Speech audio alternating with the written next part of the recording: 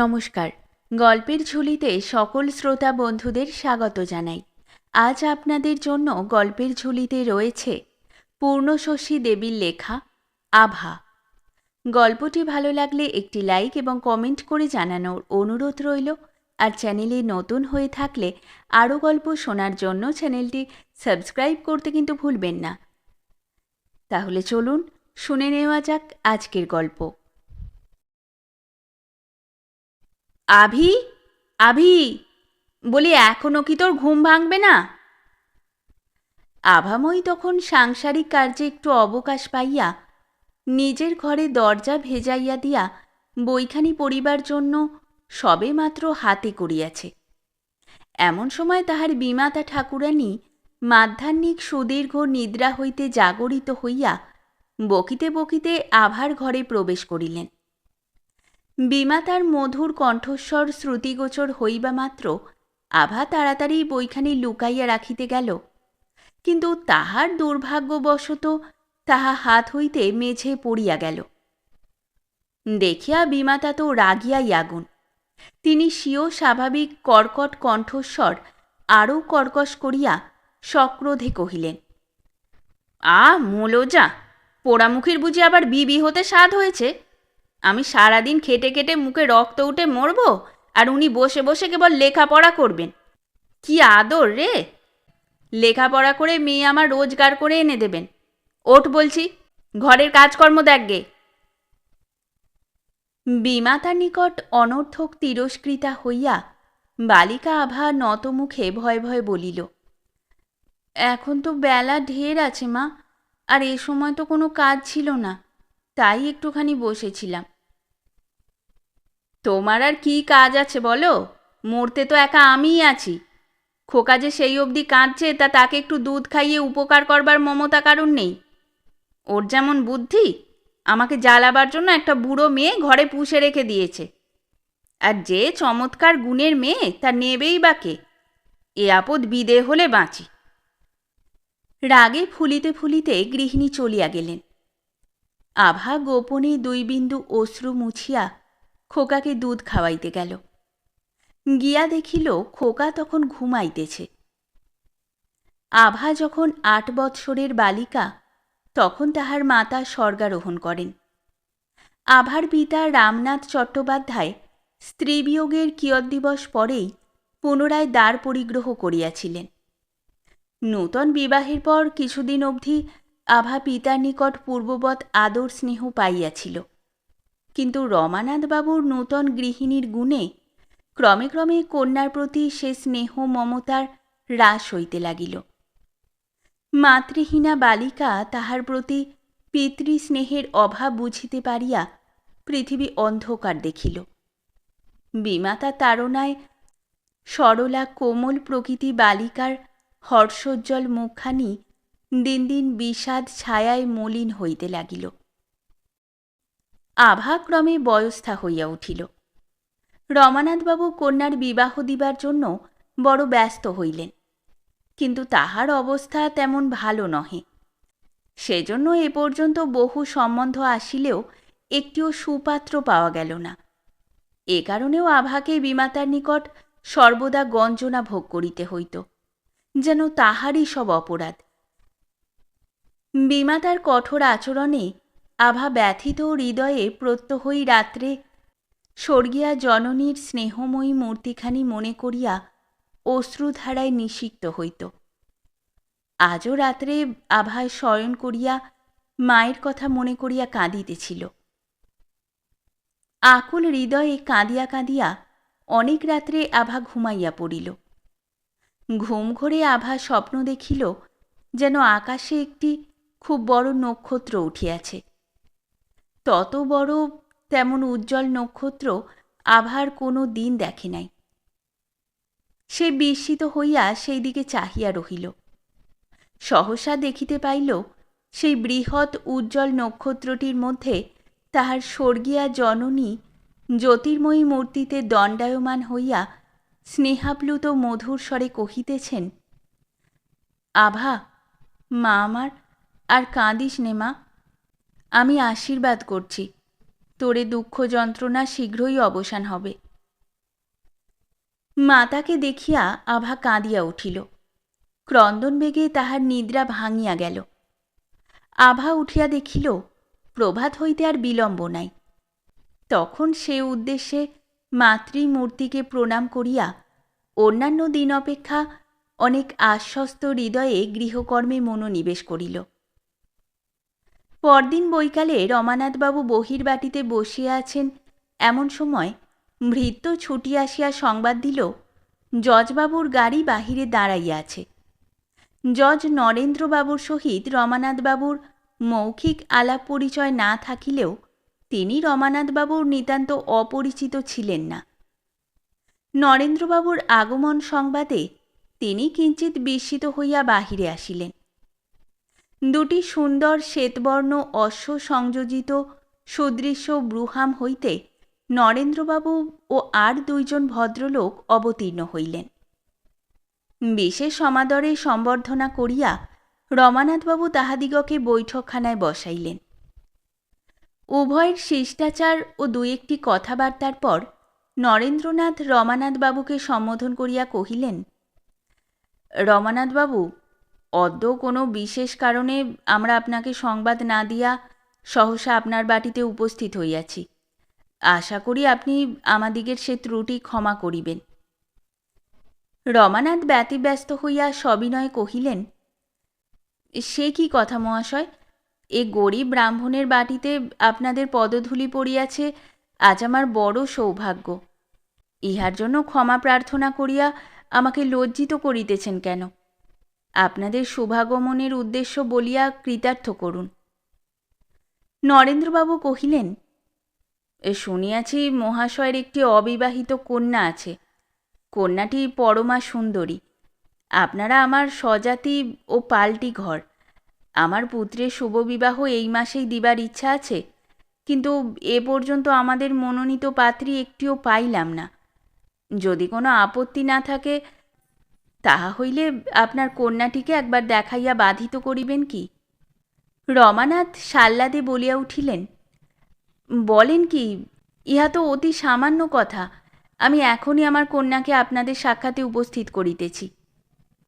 আশাতীত আনন্দে উৎফুল্ল হইয়া রমানাথবাবু অন্তঃপুরে প্রবেশ করিলেন। রমানাথবাবু হর্ষোৎফুল্ল বদনে গৃহিণীকে কহিলেন, আভা কোথায় গেল? আভাকে যে নরেন্দ্রবাবু দেখতে এসেছেন। গৃহিণী ব্যগ্র হইয়া কহিলেন, নরেন্দ্রবাবু? কোন নরেন্দ্রবাবু? রমানাথ সহাস্যে বলিলেন, জজ।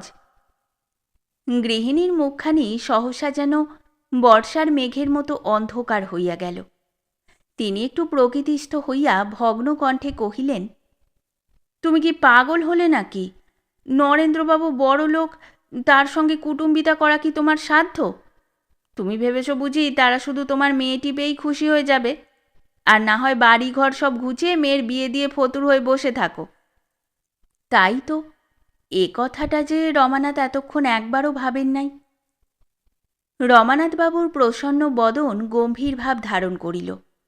তিনি কিয়ৎক্ষণ ভাবিয়া বলিলেন, সেসব কথা তো এখনো কিছুই হয় নাই, আর আভাকে একবার দেখালে ক্ষতি কি? তারা যদি আভাকে পছন্দ করেন তাহলে আমার অবস্থাটা স্পষ্ট জানালেই হবে।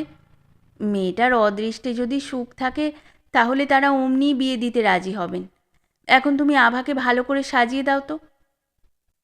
গৃহিণীর আগে ফোঁস করিতে করিতে আভাকে সাজাইতে গেলেন, কিন্তু সাজানো তো খুবই হইল, চুলগুলি পর্যন্ত বাঁধা হইয়া উঠিল না। সাজসজ্জার মধ্যে শুধু একখানি পরিষ্কার কাপড় আভার অঙ্গে উঠিল, কিন্তু তাহাতেই আভাকে কেমন সুন্দর দেখাইল। লজ্জায় জড়সড় হইয়া অত্যন্ত সংকুচিতভাবে আভা পিতা কর্তৃক নরেন্দ্রবাবুর সম্মুখে আনিতা হইল। আভাকে দেখিয়া নরেন্দ্রবাবু ও সঙ্গীদ্বয় মুগ্ধ হইলেন। নরেন্দ্রবাবু বীরাবনত মুখী আভাকে সম্বোধন করিয়া কহিলেন, তোমার নাম কি মা? আভা অবনত বদনে মৃদুস্বরে উত্তর করিল, আভাময়ী। বাহ, বেশ নামটি তো। বলিয়া নরেন্দ্রবাবু প্রফুল্ল মুখে সঙ্গীদ্বয়কে কহিলেন, তবে ধীরেনের বিবাহ এখানেই স্থির করা হোক, আপনাদের কি মত? তাহারা বলিলেন, নিশ্চয়ই স্থির করা উচিত। এমন সুন্দরী ও সুলক্ষণা পাত্রী আর পাইবেন কি? রমানাথবাবু একটু অন্যমনস্কভাবে কি চিন্তা করিতেছিলেন।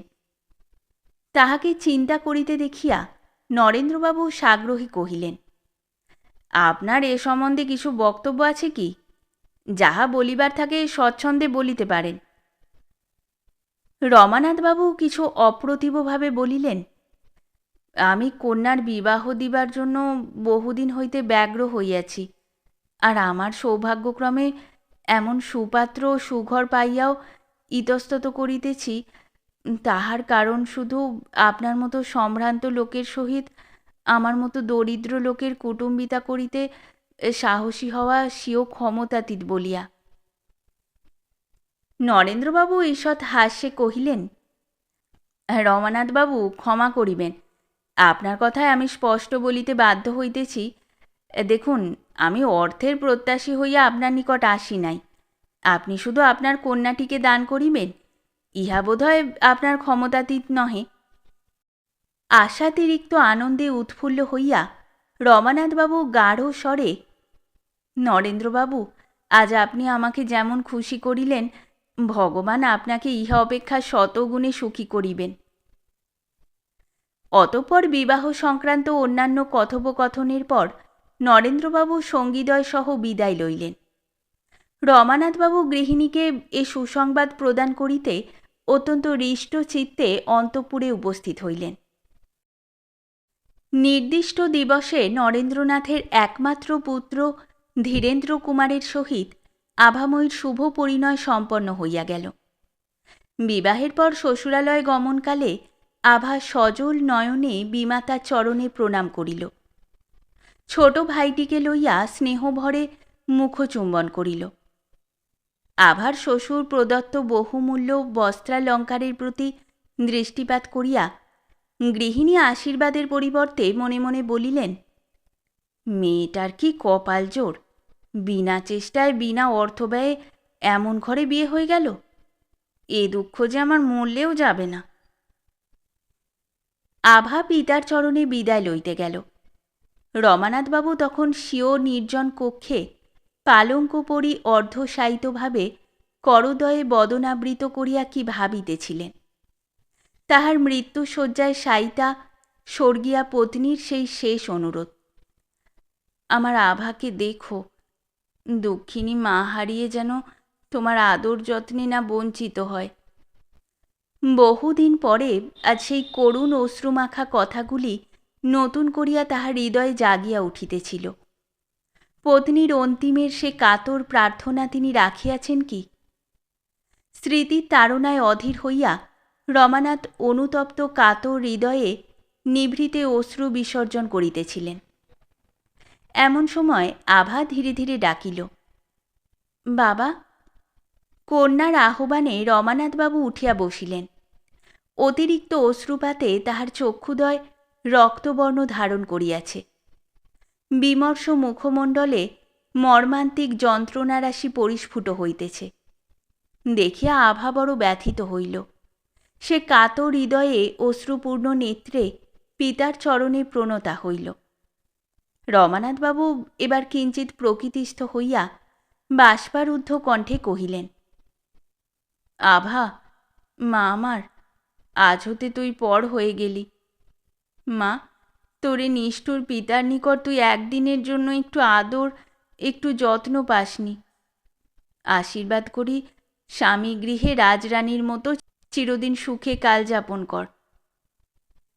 রমানাথবাবু প্রবল হৃদয়াবেগ দমনে অসমর্থ হইয়া আর কিছু বলিতে পারিলেন না।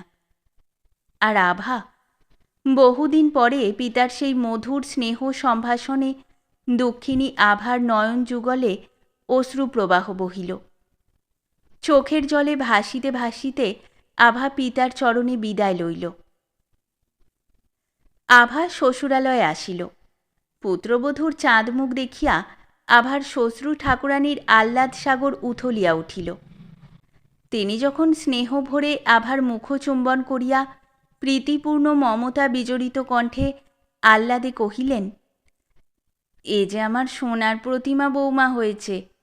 মা লক্ষ্মী আমার, ভগবানের কাছে প্রার্থনা করি জন্ম এও স্ত্রী হয়ে সুখে ঘরকন্যা করো, দেখে আমরা জীবন সার্থক করি।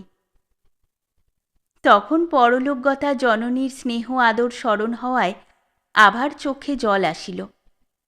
শ্বশুর করুণাময়ী মূর্তিখানিতে আভা স্বীয় মাতা মূর্তি ছায়া দেখিতে পাইল। বিবাহের পর কয়েক বৎসর অতীত হইয়াছে। একটি সুন্দর সুসজ্জিত প্রকোষ্ঠে আভাময়ী একাকিনী বসিয়া কি লিখিতেছিল। আভার সেই অযত্ন বর্ধিত সৌন্দর্য রাশি এক্ষণে মাতৃসমা স্নেহময়ী শ্বশ্রুর স্নেহে যত্নে স্বামীর অতুল আদরে সোহাগে দ্বিগুণ উজ্জ্বল হইয়া অভিনব শোভা ধারণ করিয়াছে। সে নিরুপম রূপরাশিতে সেই নির্জীব কক্ষটি পর্যন্ত যেন হাসিতেছিল। আভার নব লাবণ্যোদ্ভাসিত সুষমাময় মুখখানিতে মধুর প্রীতি ক্রীড়া করিতেছিল। সে একমনে বসিয়া লিখিতেছিল। এমন সময় তাহার স্বামী ধীরেন্দ্র কুমার সেই কক্ষে প্রবেশ করিলেন।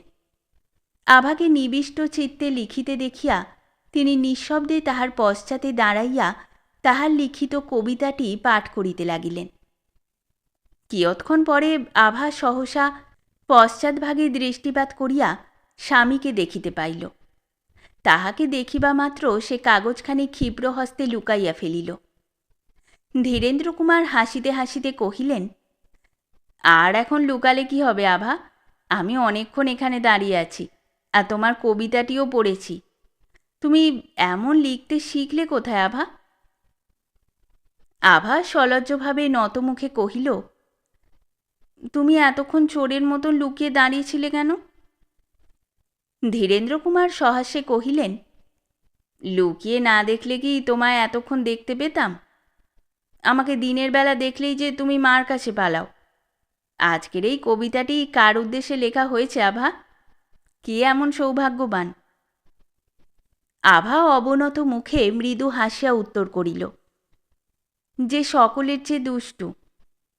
ধীরেন্দ্র কুমার পত্নীর মধুর প্রীতিপূর্ণ সুন্দর মুখখানি অতৃপ্ত নয়নে দেখিতে দেখিতে প্রেমাদর পরিপ্লুত কণ্ঠে কহিলেন, আভা, তোমাকে যখন পেয়েছি তখন আমি সত্যিই বড় সৌভাগ্যবান। আভা লজ্জা ভরে স্বামীর বক্ষে মুখ লুকাইল। প্রেম ভরে পত্নীর মুখচুম্বন করিয়া ধীরেন্দ্র কুমার কহিলেন, দেখো আভা, তোমার জন্য আজ কেমন জিনিস এনেছি। ধীরেন্দ্র এক শিশি কুন্তলিন ও এক শিশি দেলখোস বাহির করিয়া একটুখানি দেলখোস আভার অঞ্চলে ছিটাইয়া দিলেন। দেলখোসের সুমধুর সৌরভে মুগ্ধ হইয়া আভা বলিল, কি সুন্দর গন্ধ! তুমি যে আজ ঘরেই ফুলবাগান তৈরি করলে দেখছি। এই কথা বলিয়া প্রেমে ও পুলকে আভা স্বামীর ক্রোড়ে ঢুলিয়া পড়িল। সুশীতল বায়ু হিল্লোল দেলখোসের মনোহর স্নিগ্ধ সৌরভ গৃহ আমোদিত করিয়া সুখ নিমগ্ন দম্পতি যুগলের প্রীতিবর্ধন করিতে লাগিল।